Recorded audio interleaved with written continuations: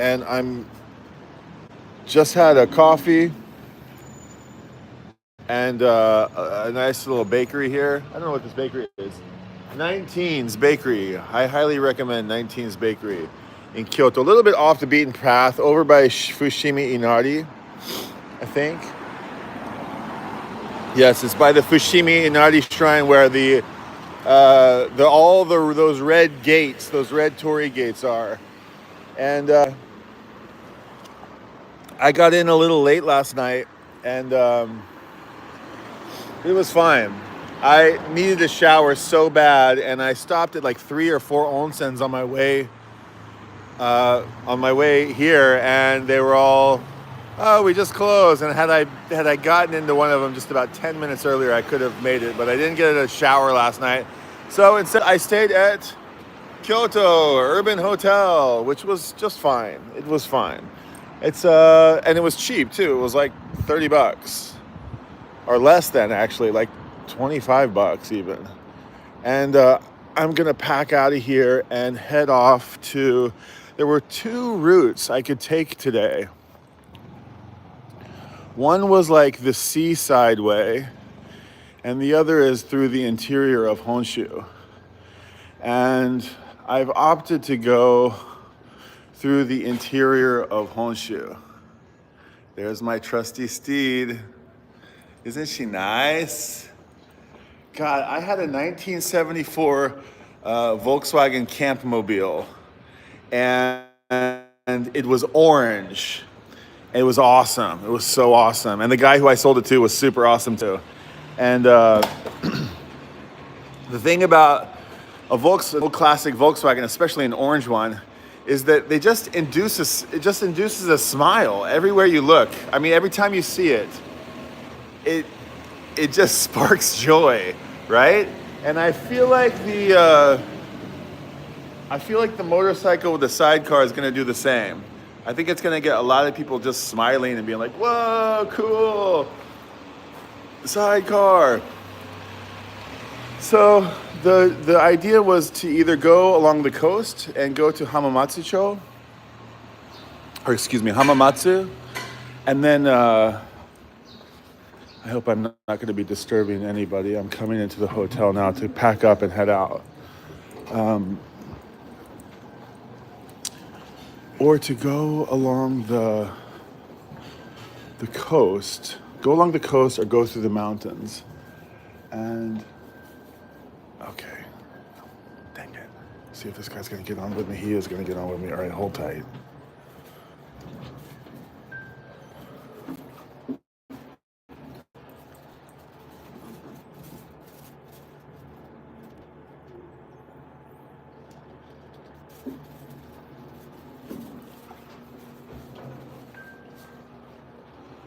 I didn't go for the breakfast included, but it's not that much. It's like $18 all you can eat breakfast and lunch. Anyway, this is what they call like a business hotel. They're all over and they're nice, as opposed to a love hotel. A love hotel has an hourly rate, I think. You got like a short stay and a long stay, and then you have but the business hotel is like.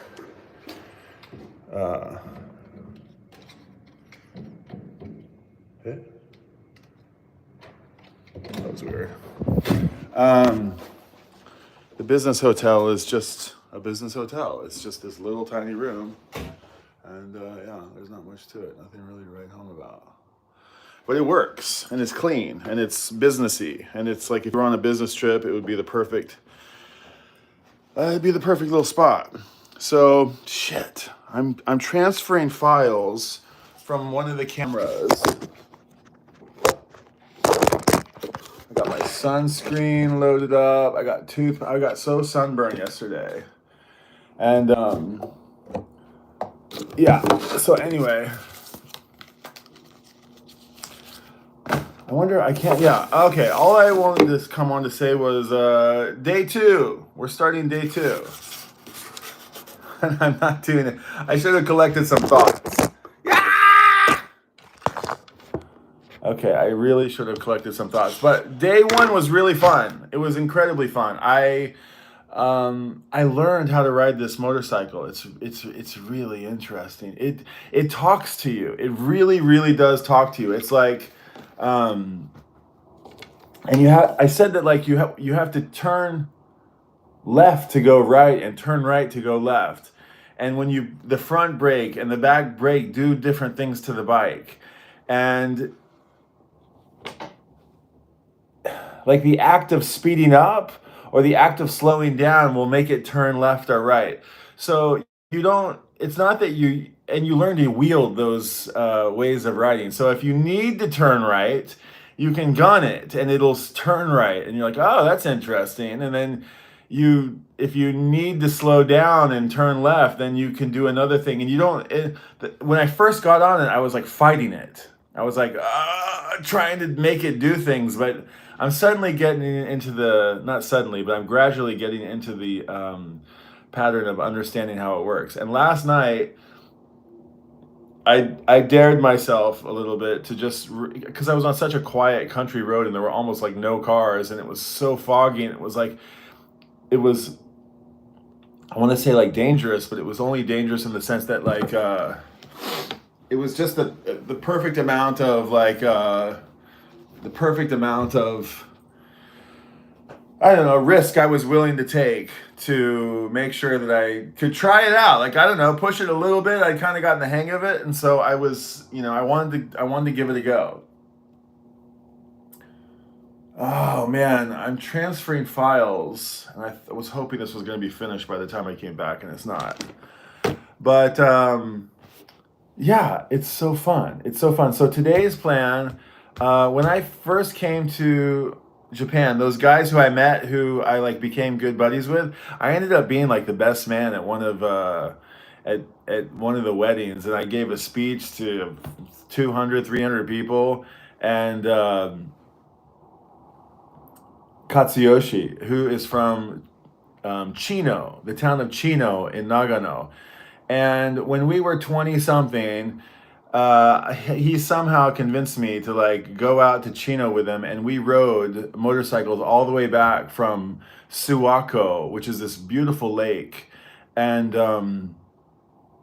all the way to Tokyo in like my first year of Japan. And so I didn't think much of it because I had been traveling all over Colorado, and I don't know, it wasn't that it was unremarkable. It was just that I was in the groove of like, I don't know, going on a big cross transnational journey wasn't, I don't know, for whatever reason. Well, anyway, the point is I'm going back to redo that trip today a little bit. And so I'm going to go a little bit north out of Kyoto, and I'm going to go to Biwako. Well, ko means lake in Japanese. So first today I'm going to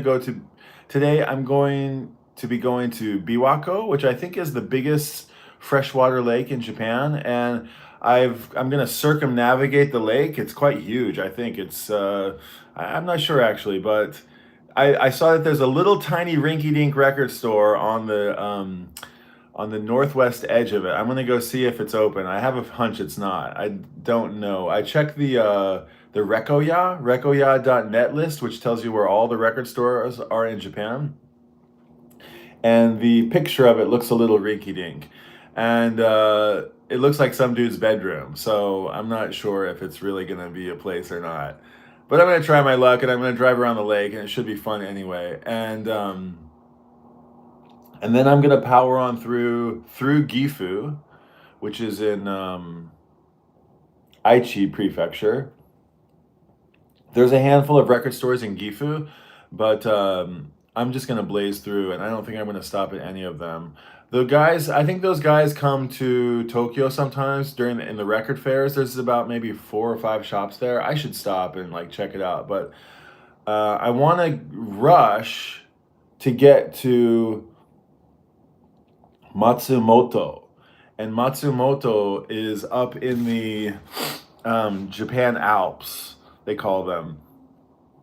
A little nervous because I'm not sure. The coastal road looks straight and nice and along the beach the whole way, but I just thought it would be blazing hot, and I'm more of a mountain person than I am a beachhead. So I thought, there's probably little twisty, turny roads, which doesn't bode well exactly as far as it's just going to be a tiring day of riding. But it should be cool and shady and nice, and maybe there'll be a river that we can go stick our feet into, and it should be nice. And then when I get up to Matsumoto, there's an awesome record shop called Banana Records, and I think that's the one. Oh, no. Pardon me. Banana Records is in Gifu. Maybe I will hit that one in Gifu. Banana Records is in Gifu. I may go there. And the shop that I want to go to in Chino, where is it? Matsumoto. The town is called Matsumoto. They have one of these amazing castles there.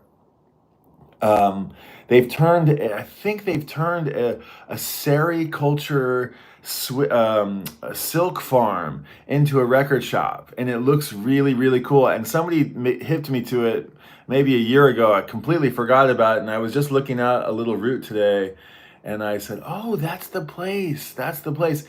And I don't know if I'm going to have time to get there, so I really need to get on the road. But these files need to transfer so I can make some room on my card so I can record all this stuff. I should have done this last night. I came here, I took a shower, I tried to set up a live stream, and boom, I crashed. And I could not even keep my eyes open. I was so exhausted. So let's do this. Yeah, man, this feels so good to be out on the road. I got a kind of like a not newfound, but like Casey Neistat, the New York City YouTuber dude he's so huge on YouTube that he's probably already quit and started again and quit and started 100 times. I like his channel a lot, and recently I've gotten reattuned to him. And one of the things that I appreciate about him, aside from like him making his, I think it'd be like most of us are making our YouTube channels about records, right? And I am too, but I also want to show you around, and I also want to, hey Alex from yes man from Beer and Vinyl, I am having a great week. Hey Gary Harris, I just saw your comment. Yeah, I'm having an absolute epic week. I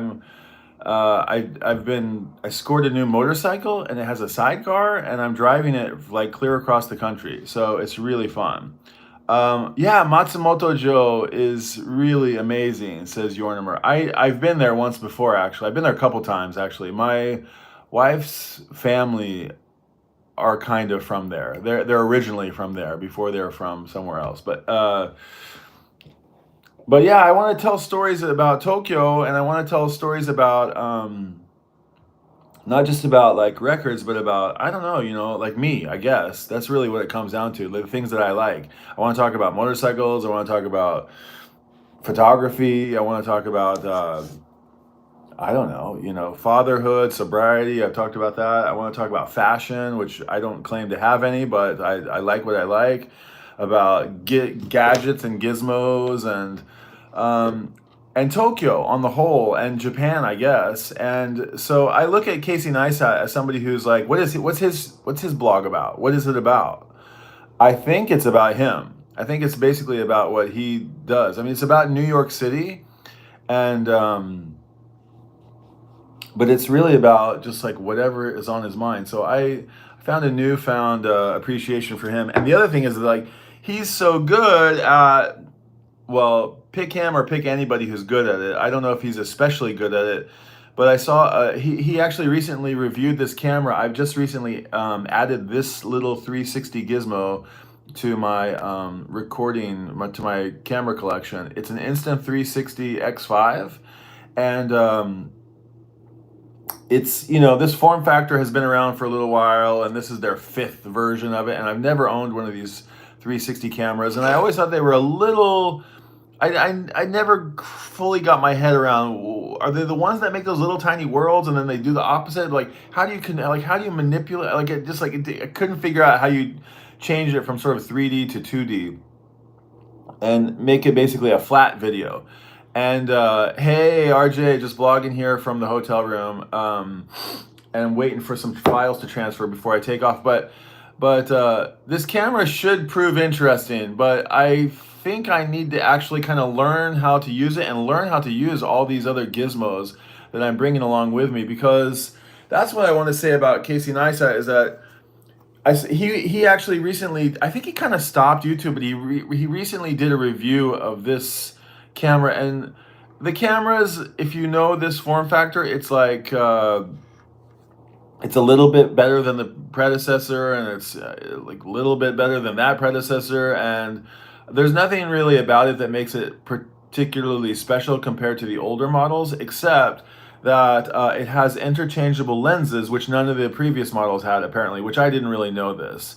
And when you scratch one of these lenses, and because it always sits like this, you're always kind of scratching the lenses. And so, and you used to have to like send it back to the maker for them to, repair it.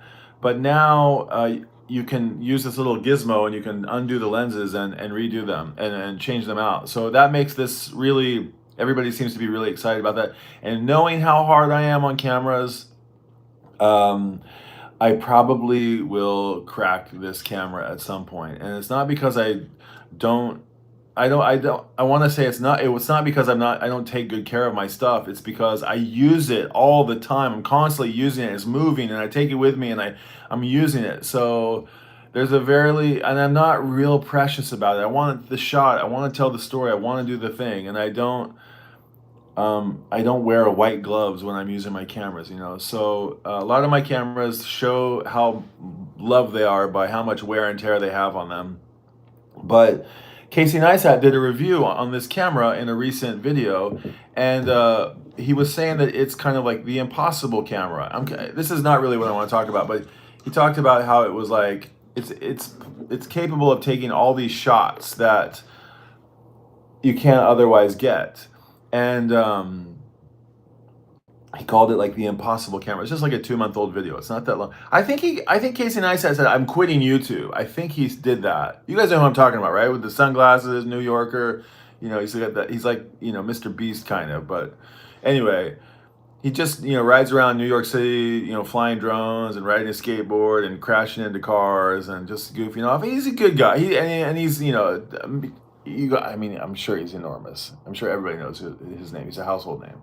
But he's reviewing this thing, and one of the shots that he does is he puts it on this like 3-meter tall like selfie stick, and then he passes the selfie stick up to the second. The camera goes all the way to the second floor of his. He's got like a cool studio in New York, and the monopod or whatever, the selfie stick telescopes all the way up to the second floor, and then he's waiting at the second floor to grab the camera and pull it into the window, right? He's the one who's sending it up to the second floor, and suddenly he's on the second floor grabbing the camera in through the window. And not that that's like a ingenious shot, but it took a little bit of creativity to pull that off. And that's like, that's why I kind of have a newfound respect for him, is that to just set these things and just press record and just play or just record is not really enough to get the full use out of them, I think. Or even like these little ones, or it's hard is what I'm trying to say. It's like I missed 1 million shots yesterday, and I thought, oh God, did I do enough? And oh God, should I have made it on hyperlapse? And should I do, and when it's one, if you had like a crew, if you had your own theme music and you had your own crew and somebody following you around, I think it would be much easier. But with and then somebody actually gave me some really constructive criticism on a video I did recently. They said, like, your face was in every shot. What's the deal with that? I wanted to see some more stuff, but you inserted yourself into every single shot from the beginning of the video to the end, which would imply I'm sitting there like, hey, how's it going? Blah, blah, blah. Look at this and look at this. Rather than like, yo, look at this, everybody, And that was actually great criticism. I really appreciated that, because I do want to tell the story from my point of view, and I want to show you the thing, but I also want you to be able to see the thing, as best as you can possibly see it. So that was actually great criticism. The way that I replied to the question actually was like, let me check here. God, this is taking forever. Was that in Japan, like to just walk into a place and be like, hey, I'm here recording, hey, the hotel, you know, everybody's like, it's just bad form, very, very bad form. So, and I see people like walking in to like buy things at the convenience store, not here, but like on videos on YouTube where they're wearing like a chest camera and they just be like, hey, can I talk to you? And can I talk to you? And that's not the way to do it here, I don't think. Or I don't have the guts to do it that way. Or I don't have the. I'm not a fan of like who is it? Bruce Gilden or like Terry Richardson. I'm not a fan of these guys. I don't really love either of them, and it's not because the photos. Although I don't really like their photos particularly, although you could show me a photo of Bruce Gilden or of Terry Gilliam and I'd be like, oh, that's a great photo. And then you could tell me, oh, that's a Bruce Gilden photo. And I'd be like, okay, you got me. Because I think that, I mean, obviously they're like incredibly accomplished photographers, but they disrespect their subjects. Their whole MO is about disrespecting their subjects, I think. They can say, no, you got it all wrong. You have no idea what you're talking about. It's about capturing something on the street, some philosophical thing. But it's this predatory thing, in my opinion, where the Bruce Gilden is the guy who like pops up in front of you and flashes a big flash and you're like, what the fuck, dude? And he's like, it's a free world. I can do whatever I want to do. That's Bruce Gilden. And Terry Richardson is the guy who's like, take off your clothes, you know? And they're like, I don't want to take off my clothes. And he's like, well, then I'll take my clothes off. And you're just like, ugh, you know? And these guys, like this, and it's not even like commentary on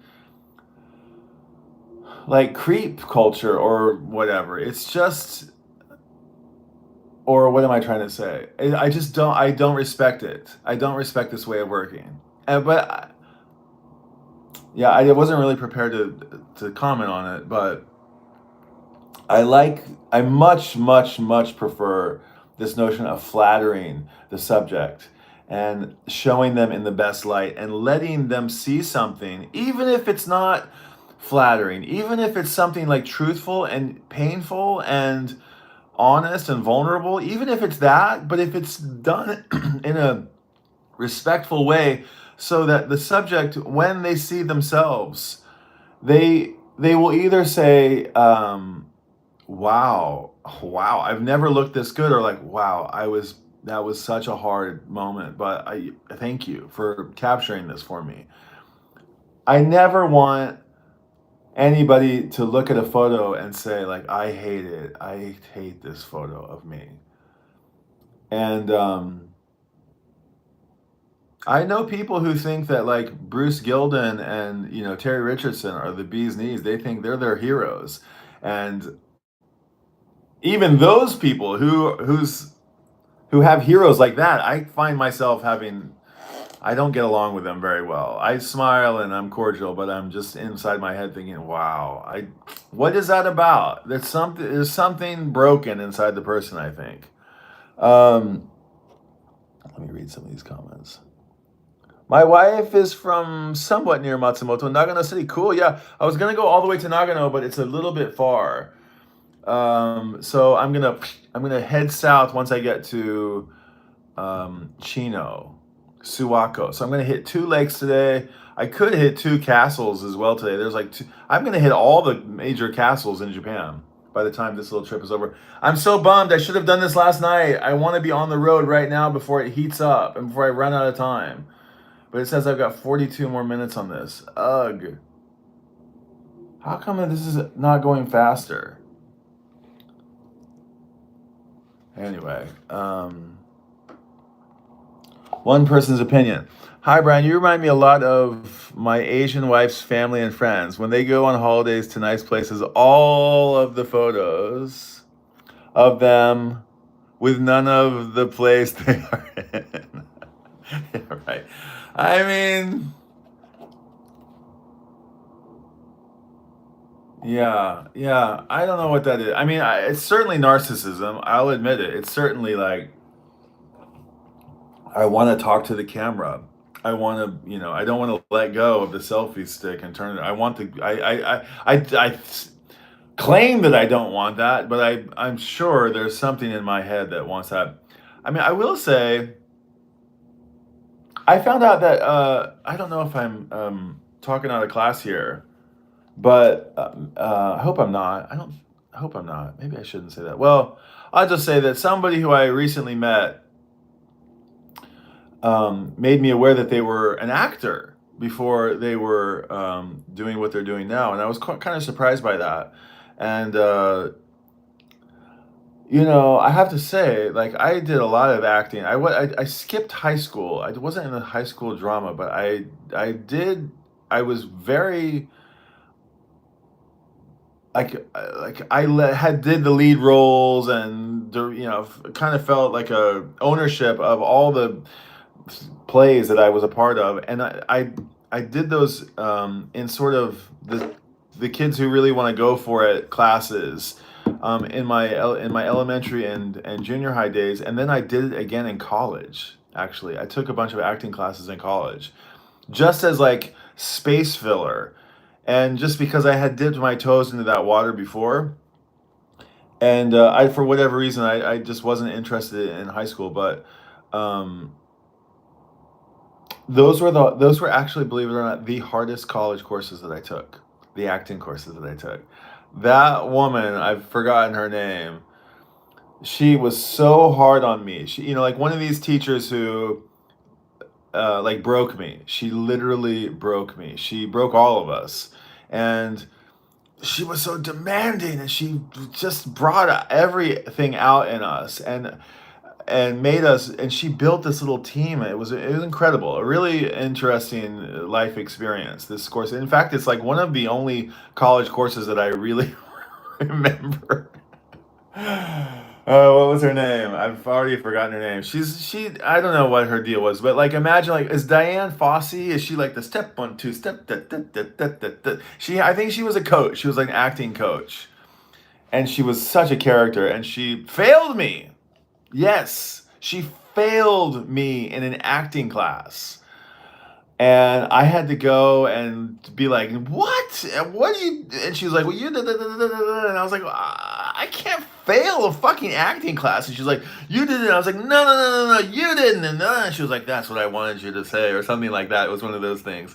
And then I think she gave me a C in the end, or a B. But it wasn't because I didn't. It's just, yeah. But so yes, I want to be on screen.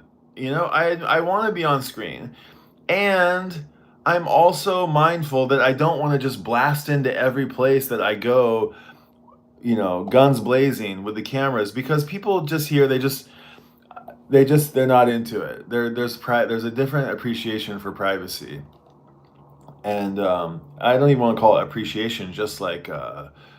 It's some kind of like dignity thing. It's like a right. It's beyond politeness and social graces. It's just like it's culture, and so it would be considered very rude to just. And so that's why I'm kind of mindful when I go into a record shop. I'm kind of like, hey, everybody, like, this is the shop. And you can look over my shoulder right here, because there's like 3 guys in the frame, none of whom want to be on camera. And in fact, I've been in camera shops before where they like people will. I'm like, hi, I do this tokyorecordstyle thing. Do you mind? I'm going to make a little video in here, and you're a customer, and I don't want to disturb you. Is it okay if the shop owner will be like, don't worry about the customer, and I'll be like, no, no, no, I'm going to worry about the customer, and then the customers will leave because they don't want to be on screen. So that's not good. I know what's going on. I'm burning up because I don't have the hotel key in here. Okay. Man, what do I do? I don't know how to like abort this in the middle of the mission. 36 more minutes. It's taking forever.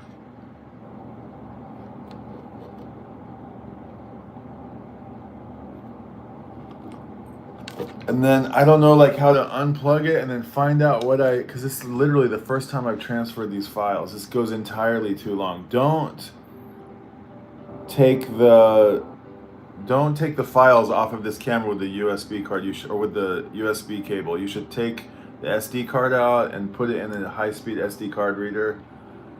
But I thought this would be as fast. Okay, am I boring you? Should I go? Does anybody have any, let's turn off. Does anybody have any recommendations for me? Like what I could do to like tell better stories from the road here? I'm kind of like, I welcome your questions or your input. North Carolina vinyl picker art. Evening, Brian. Doing well, I see. You got a room for the night? I did. Better than behind the 7-Eleven. I just needed a shower so bad. I really was gonna do the 7-Eleven, but then I was like, I am not 27 anymore. But yes, it was better than the 7-Eleven. I talk a big game. I'm gonna sleep behind the 7-Eleven. Could you not film, ask permission first, and then do voiceover home later? Yeah. Then you can write the script. Yes, that's a good call. I need to get more into that voiceovers thing. I haven't really played with that a lot. But yes, that would be the way to do it. And even not even video. It's like photos. You could do like a photo collage. It's hard. I just mad respect to anybody who's out there storytelling with video and photos and like who's a one-man show. Or even a team, because it's just like I need to plan better. But anyway, okay, I'm just riffing, and maybe I'll use some of this stuff as footage, like in this video that I make. I'll pull out little bits of it. But how do you like this amazing scene that I've got here for you? Right, it's so great. Okay, I think I've run out of things to talk about. I'm just rambling. I should go do something in Kyoto, but I was just here not that long ago, and it's already blazing. And I think 24 minutes. Okay, it's going faster now. Okay, I think I'm embarrassing myself. If anybody, God, I wish I could invite you guys up and hang out. I have a 10,000. That's the weird. You guys write the little. What is that one? The 10,000 word manuscript on the voiceover narration. It's all over the place. Okay. Yeah, I haven't done that before, and I don't know if the script is something I can follow. I think I would be like miserable to work with. I would be like, how some directors and writers are like 1,000. He says, sorry, miscorrection. Some directors like when actors like change the lines, they can't remember the lines exactly, so they kind of riff on them and they get them about right. I'd be one of those guys, and I'd probably be the bane of some director's movie. Join date. Did you recap the rest of the ride last night? I couldn't, dude. I came home and I came home. I came to this hotel and I took a shower, sat down and tried to get the thing going, and I think my eyes just closed for a second and I woke up with the lights on. Literally, I was just exhausted. So I was really hoping to have a recap of the ride. The ride home was fun. It was great to just watch the day turn from day to night, watch the sky just slowly, because I wondered how dark does it get? The most fun thing about riding a motorcycle, the absolute most fun part about it is that you have this 360-degree field of view. It's like even a convertible car, you've got a windshield in front of you. But on a motorcycle, you're just like everywhere you look, there's something to see. That's the best part about riding a motorcycle. It's full 360-degree view. And unobstructed, and it's really cool. So I'm watching the sky. There was this beautiful tones of like, I could see the greens, the greens and the purples. And I love the greens and the purples and the pinks. Like it looks so, love those color combinations together. Um, and there were this fog and the clouds were so low and there was so much water in the air. I like, it wasn't raining whatsoever. Although here's a sweet little tidbit. When I said goodbye to Tommy, I wish I could show you the picture, but I'm talking to my phone. We went to Himeji Castle, and I didn't really take into consideration how sad he was to see his bike go. I haven't mentioned this, but I'll tell you that his son was really bummed out. And I felt so bad for his son because I know that he probably felt like his son thought maybe that bike would someday become his. And I told him, I said, well, dude, tell your son he can come get the bike and give me a decade or two with it. He can come grab it when I'm done with it. Unless my son wants it, in which case they might have to duke it out. I don't think my son will want it, but I felt a little bit bad about that. And we took it out into the rice fields, and I rode in the passenger, I rode in the sidecar, and he rode me around, and I was like, oh, this is fucking terrifying. And then I was like, oh, this is actually not bad. And I was like, oh, this is kind of fun. You can actually just kind of relax and like read the newspaper, and it's kind of nice, right? It's not bad. In fact, RJ, if you're watching, we really have to have a think about this. We have to have a very deep think about it because RJ is scheming with me on a little project, and like my minds have changed. My mind has I've got some new ideas that we need to get into about it. Anyway, more to be discussed later. But we had it out in the rice paddy, and like it was on one of those like little roads that goes between the two paddies, like this completely narrow road. And as I told you, if you accelerate, it wants to jump right, and if you brake or front brake or back brake, it wants to go left. I thought I was going to end up in the rice field. And but Tommy kept a straight line, and then the other fun thing is it has the same turning radius as like a regular motorcycle because the sidecar has one wheel, so it actually will go backwards while you're doing a really, really tight turn. It's pretty interesting. At least going one way, and the other way maybe not so much, but going the one way, circling in on the thing, you can do it. It's very interesting. But we're out there in the rice field, and I'm just looking, and I'm like, God damn, this bike is fucking gorgeous. It's so nice, and it just looks so epic. I don't think you could. I had asked him, like, is it easy to separate the sidecar from the motorcycle? And he said, yeah, you can do it. It'd be hard, but you can do it. And I said, well, does it do this and does it do that? And I think I mentioned this, but he said, you can do anything. The only people that have motorcycles with with sidecars are crazy people. So if you're crazy, you can do it. I said, okay. So, but I go and look at this sidecar, and it's like you cannot take this thing apart, man. It does not. Once that thing comes off, it's never ever going back on. So I'm sure you have to like even possibly take the motor out, and like it's really a job. It's really a job. But that bike number, the model number, the VIN number on it is an MC10. All of the GB250s, they have like an actual like factory number called the MC10. And that sidecar edition, even though it is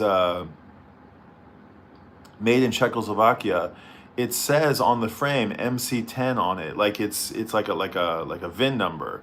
And so I'm sure that sidecar was made for that motorcycle. I've seen other versions of that sidecar on other motorcycles, but maybe I was mistaken, and that one is definitely made for this thing. It's going to be hard to take apart. Might have to rethink about how we actually go about that. But at any rate, where was I? So we're sitting in this rice field, and I'm just looking at it. I'm like, wow, it's nice, man. It's real nice. What's so nice about it is that it's not perfect. It's almost perfect, but it's not perfect. And it's It's just enough perfect for me. It just matches my level of perfectness. And my level of perfectness. No, but it's like that's I don't want to put the first scratch on the camera. Like I did it, it was so nice and new, and I fucked it up. I don't want to be that person. I want to be the person like it's okay. It's like scratches are cool. Whenever I see somebody who has like a scar, I'm like, nice scar, dude, nice. If I see a kid fall down, I'm like, oh, nice knees, dude. Look at that blood. Well done. And so he's looking at it, Tommy-san. He's looking at it in the restaurant. He's like, man, I don't want to sell it now. And I'm like, I know, dude. And he's like, I don't think I can let it go. And I'm like, well, you're still your bike, And he's like, anyway. So we drive together. I should wait to share this, but I'll probably end up deleting these videos, or like, I'll probably they won't. These are not the droids you're looking for. So these stories will be retold at a later date, but. God, I almost want to save it. It's so good, such a good story. But I don't have footage of it. I'll just share it with you guys. It's not that, but it was sweet. So I'm at Himeji Castle. Spectacular, awe-inspiring, huge feat of human engineering. Crazy cool castle. And the bikes are out in front. He's riding a Yamaha Sero, and this is the time when we're gonna say goodbye.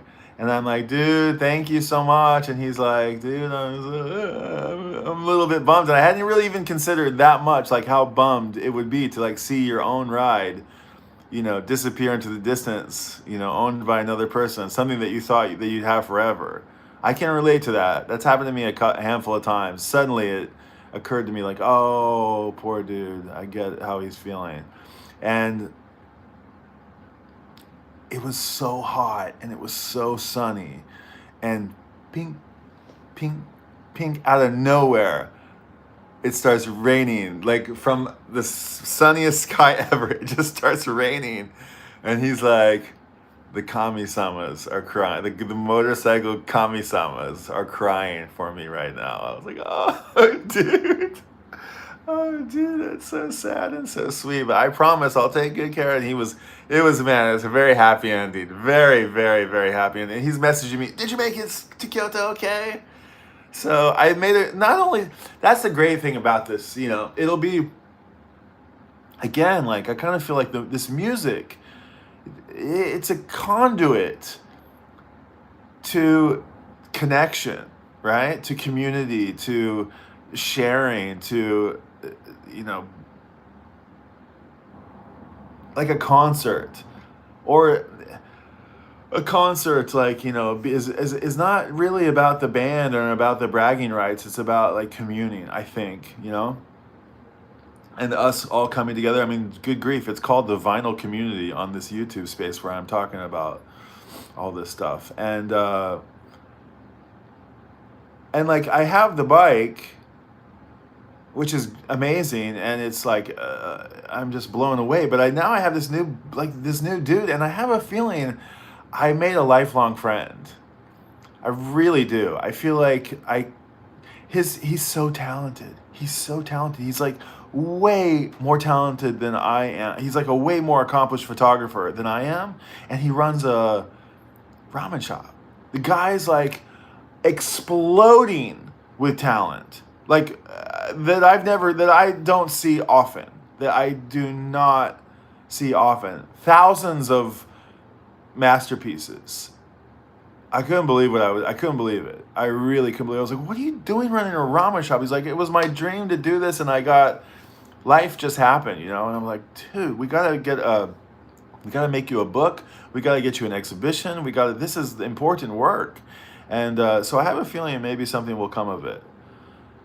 I really do. There's a great story of a publisher in Japan who went looking for Robert Frank, who had sort of, after having written The Americans, this photography book that sort of showed America to America, and warts and all, with the foreword written by Jack Kerouac. You know the book. If you don't, go look it up, The Americans. And by Robert Frank, who did the cover of Exile on Main Street and a bunch of other cool stuff that you ought to know about. Kind of a photographic, maybe said with photos what Kerouac said with words. I mean, you could make that comparison. And he disappeared into obscurity in the, like, I don't know, I want to say like late 70s, early 80s. It was like he had all this notoriety and fame in the 60s, and then he just disappeared, and nobody knew where he went. And he was in, I think he ended up in, I want to say Malmo, Nova Scotia, but I think Malmo's in Sweden. What was the name of the town? Some little town in Nova Scotia, like in the middle of nowhere. And he found him. It was sort of like a Rodriguez story. Like, whatever happened to Rodriguez? It was like they found him, and he started a correspondence with this guy Sugiyama. I forget what his name is. I forget. He runs a gallery here in Tokyo called Bauhaus. I think this is the story. And they said, hey, you can't disappear into obscurity. This Japanese publisher said to him, like, you can't. This is not, your work is too. You can't just, fade off. You need to be celebrated, and we need to make you another book, and you need to have like a homecoming and a second homecoming. And so they worked together on an amazing book called Lines of My Hand, or Lines of the Hand, Lines of My Hand. And was considered like the first sort of, first like autobiographical photography book. Like the first. It kind of created a new genre of photo books. And anyway, Tomi-san, this guy who I met who had the motorcycle, I said to him, we got to make you a book. I got to make a book, but we got to make you a book too. So I'm feel compelled to work with this guy in some capacity in the not so distant future. And I have a friend, and I'm actually like thinking, how could I get back here? This bike ride is so nice. It's not fast. That's the best thing about it, is that like it's slow. It's like super slow, like ridiculously slow, like 35 miles per hour slow. It's 50. I'm like max top speed is 60 kilometers. How fast is that in miles per hour? Isn't that like, it's like 40 miles per hour, right? Somebody do the conversion for me. Are you guys leaving comments? Oh gosh. Okay, let me leave some of these comments. Love the Kyoto historical sites. That water temple on the hill is awesome. Oh, Kiyomizu-dera. Yeah, that one's very cool. With the fountains that kind of go down and you get that one's really cool. Kiyomizu-dera is probably actually my favorite temple. My favorite, Kiyomizu-dera? I guess Dera is temple, yeah. My favorite one in Tokyo, Kyoto. If you want some filming inspiration, watch the documentary called Sherman's March. Okay. Very funny documentary too. I like the sound of that. Okay, Sherman's March. I'll write it down. Sherman's March. Oh, shit. Okay, you have to get plugged in now. Dang it. Do not fail me now. You only have a couple minutes left. This one is going here. Okay. Wait a second. I don't have any more. Oh, you're kidding me. Man, what the fuck? Mac? What is it with 2 USB ports? 2? 2 USB ports. That's insane.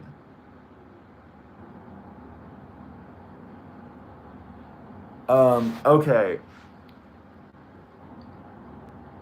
Well, I hope the thing doesn't die before the transfer is done. First vehicle my family had, I vaguely remember around 1962, was a motorbike with a sidecar. Okay, cool. Looked like something out of World War II. It may have been. Yeah, I mean, I think a lot of guys brought back a lot of BMWs with sidecars. I think almost every vintage BMW that is in the States and probably in Japan and probably in England and everywhere outside of Germany was the spoils of war. I'm sure those bikes were highly coveted. I mean, interesting tidbit about German engineering. I mean, the boxer, the boxer is the crankcase is like this, it's vertical, and the pistons go this way. They go out, dun, dun, dun, dun, dun, dun, dun, dun, dun, like this. It's a really interesting design, and an airplane is just basically like 1, 2, 3, 4, 5, 6, 7, 8. It's like the circular configuration. It's beautiful, and Italian or American cars are all going, straight six, or like a V8, or. But the boxer is really interesting, and apparently when you get on it, it shakes you when you get on it. But once you get it at revs, once you get it at high revs, it starts to gyroscope itself. And don't ask me to explain that, but apparently, like, you don't even need to. Well, there's something about it keeping its balance. It has to do with like a really clever idea, and on one of those giant like 1150 GS, super adventure bikes, you can literally, that also has like a boxer motor with enormous pistons and cylinders.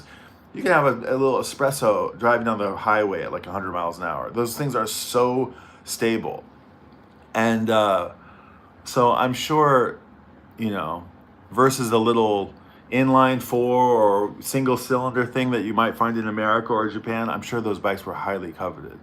Not that many 2-cylinder motorcycles out there. Not that many. Moto Guzzi does the V. They do the V, and there's other ones that do. They anyway.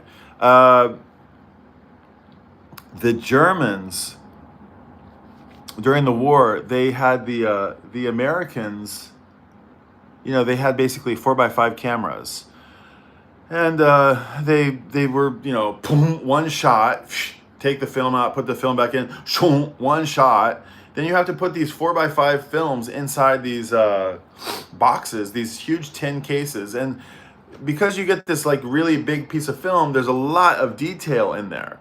And you can imagine why that would be important for military applications. They need a lot of that detail. And so the 4x5 camera made sense, even though it was ridiculously cumbersome. And you could only get 10 shots, in like one go at it or whatever.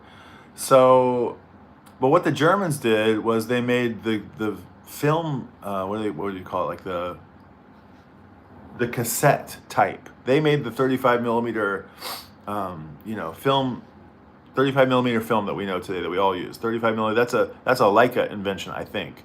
And the canister, right? And the notion there was that, you could fire off, you could get a lot of shots in one go. But because the size of the film was so tiny, you wouldn't get that much detail in it, and detail that would be, like I said, imperative for military applications. So to fix the problem of the low resolution, they invested all their engineering into optics, and they created incredibly excellent lenses, and that have incredibly high resolving power. So, they could use this little 35 millimeter film, and then it's way faster and more efficient than pump, pump, pump. So, yeah, man, the Germans make good stuff. This motorcycle that I got, I've been telling myself for years that the BMW, it's the ultimate goal, right? I would love to get a BMW R90, R100, just some beautiful old rusted out. It doesn't even have to be nice. Like, 600, 800 cc's. I don't know. What do you need? 750? It's enough, right? And, the sidecar and everything.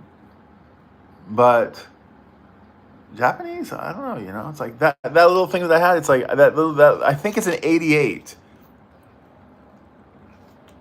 I'm not from the 1960s. I'm barely from the 1970s. I'm 1976. So 1988 is a good year.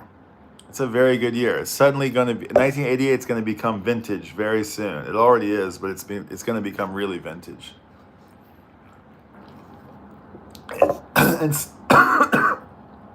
and stuff from the 1960s is going to go the way of like Elvis. People aren't just going to care about it. Maybe. Don't quote me on it. That's not necessarily a hot take, but okay. Come on, baby. Any other comments? I'm just trying my best here. 38 miles per hour, says Gary Harris. That's how fast, what, 50, what is that? What is it, 60 kilometers per hour? 60 is, or is it 50? Basically, I don't even want to go 60. I want to go 50. That's probably exactly right. 38 miles per hour. I'm driving across the country at 38 miles per hour, which is, that's 60? Okay, then I'm driving even slower than that. I'm driving at like 28 miles per hour. Jeez, it seems much faster than that. Yeah, but I'm probably driving, yeah. I know, right? It's ridiculous. It's so slow, but it doesn't feel slow. It feels really fast. But there's no, I don't need to go any faster. But I'll get there. But it just starts to wobble. It's not stable at much fast. Maybe it will be. There's this. I mentioned it on the last stream, but I saw this guy riding the sidecar once in Tokyo. I'll never forget it. And he was riding so fast, and he was turning like he had all these like ridiculous like he was turning so fast. And I was like, this guy's riding like a maniac. He's gonna crash his side. Why is he riding so recklessly with a sidecar? Because he'd switch lanes in this he'd make all these like quick micro adjustments, and I thought he was like out of his mind. But now I realized what he was doing was when the bike was pushing one way, was pushing it the other way to drive it. You cannot not drive this thing. You have to. I've never had to drive something like this thing. I have a feeling that like there's going to be this whole world of sidecar owning people who are like, yeah, you got it. We're all speaking the same language. But it lets you see everything around you. Yeah, going that speed. It's enough for me, man. It's totally enough. 9 more minutes. Oh God, 6% on the thing. Okay. Oh, I think I may have I may have missed the chance to go to the record store. I've got my record store bag, just in case we score some records. This is the, I know, it's like, Gary, I don't have, I have to choose. Do I want to go see shrines, or I've got a lot of ground to cover, and I don't have enough time to do it all. But yes, I want to stop at some shrines. I want to stop at some things, but I'm just like, I got to get there before here's the deal. You have to surrender to the flow of this. Like, if I stop at a shrine, it might mean that I'm going to miss the record shop. And then somebody will say like, why didn't you go to the record shop? And I'll be like, I know, I wish I'd gone to the record shop, but I went to the shrine instead, and I missed it. And I just got to let go of all of that, because I just want the wind to blow me wherever it blows me. And if it bleeds, I don't even have any money to buy any records anyway. I don't even do I need records? I don't need records. But I do want to take you guys to a record shop. But I also, I can go get records any day of the week. So come to think of it, maybe I would like to go see this silk farm thing. But yeah, so I can't do anything because I'm waiting for this thing to finish. But yeah, there's lots of I think historically important shrines around, that have some important thing from the 1300s or whatever, and I don't completely know. I bought a bunch of this stuff. I don't know who makes this stuff. Newer. I have a bunch of these that I've been using a lot. They're like, you can kind of make them longer, and I've been using them on my turntables, and I'm just rambling here, but this stuff is good. Newer. They used to make crap stuff, but I'm really impressed with their stuff these days. I'm getting a lot of that.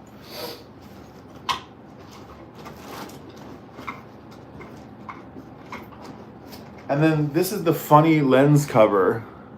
This is the funny lens cover that you put on this. Isn't that funky? It's kind of silly, but that's the nature of the 360 camera, is that the lenses have to stick out like this for it to work. Oh my God, I am literally racing across 6 more minutes with 4% on the computer.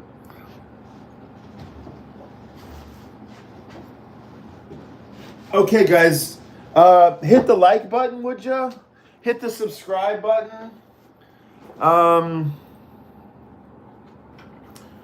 Hit the all notifications, because I'm gonna be blogging about this, and then you'll get pinged about it, and you know, and you don't have to stay on all notifications. I know how that goes. You can turn me off after a couple of days, but get it on, and then you can. And I will really. I don't know if it'll be tonight, but I will try to get. Tonight was because I don't know if I'm gonna camp or what. I may do another hotel, but I do want to hop on a panel. I want to get a panel going, and I want to get some people up and chat at some point. Hey, happy 4th of July! I just remembered. Happy 4th of July from Japan, from the future. I guess it's not really the 4th of July yet in America, but happy 4th of July. Dokuritsu no hi. American Independence Day. Okay. We're getting there. And Fish is playing at Folsom Field today. I'm representing, got my Fish jersey on. You guys got any last things for me? How will you stop the records being warped by the sun whilst on the motorbike? Good question. Very good question. Not sure. But I think the direct sunlight is a big one. And like super ridiculous heat, of course, is also a big one. But I've been fairly impressed with like records have survived in garages and in hot storage containers. And I think in the depths of this, I don't think they're gonna melt. Maybe they will. We'll find out. But I don't think they're gonna like get warped. I'm confident they're not going to. I just think they'll be like in the thing, under the thing, and it won't be sweltering so bad in there. But it is a good question. We'll find out. I'm not totally sure. Do you guys have a proper like Doppler kit, or do you guys carry all your toothbrushes and Q-tips and razors in a Ziploc bag like I do? I'm always like at the last minute, like shoving in. Maybe I should just do one more. Oh man. Yeah, I'm so excited. I wish I had gotten on the road an hour earlier. 2 minutes, 3%. I'm gonna make it. That took forever. Okay, about to sign off here, folks. Take us to a flea market. They're always interested in Japan. Yeah, I mean, I'm flying by the seat of my pants here, Dave. I don't know exactly even how I'm gonna get to where I'm going, much less what's going on there. But yes, if possible, I will take you to a record store. Gary's putting the pressure on me. He says, "Hope you make it to a record store today." Okay. Yeah, loving the records transport sidecar. Happy 4th, Number says. Cheers, man. Have a safe journey, Brian. Thank you, one person's opinion. Yeah, I will... I'll stop for... I had like a nice little bakery. Little good... I had a bagel. I had a Japanese bagel. Not sure the Japanese have cracked the bagel yet. But yeah, I'll stop for a little cafe somewhere up in the mountains, and maybe I'll hop on again. A couple hours time. Get a little distance in me. I don't think I'm gonna make it all the way there. this ate entirely too much time. But it's done.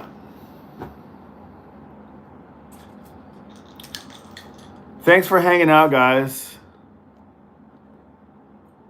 Appreciate you, Dave, Gary, Yornimer, one person's opinion. 4D was here in the house. 4D, see if you can find out what your bike was. Oh wait, here's a comment. Back in 1966, Adam West's Bat Cycle had a detachable sidecar. Always felt bad for Robin. Just cast adrift at 40 miles per hour with no steering. That had to break some traffic laws. Yes, I didn't catch that comment. That's funny. Yeah, I don't remember the bat sidecar, the Bat Cycle, but I'm sure it was super cool. That's funny. I kind of felt like that when there was a moment where Tommy was done. It's done. Tommy was riding me around in the sidecar, and my first thought was, oh, this is terrifying. But then it turned out to be kind of fun. It was kind of nice to like. It was fun and nice. It was like, oh, this is cool. And it was like you could actually kind of get cozy, and like I feel like you need like one of those airplane like headrests. Like if it was a really long journey, you'd need like a donut thing around your neck to make you just so you could even fall asleep in it. I think maybe, not sure, but maybe. Okay. I'll keep going. I'll walk down to the end here, and then I'll sign off with the bike. I think I gotta get a. Why don't I just end it, Brian? Just hang up and go. I don't know. I don't want to say bye to you guys. I was thinking that Louis C.K. before he got canceled had this bit on I think Conan, where he talks about like